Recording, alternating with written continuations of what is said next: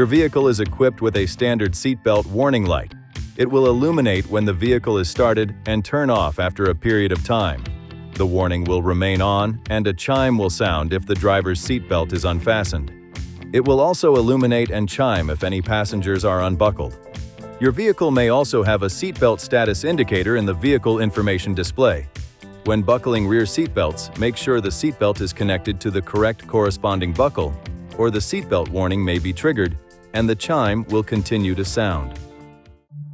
Please see your owner's manual for important safety information, system limitations, and additional operating and feature information.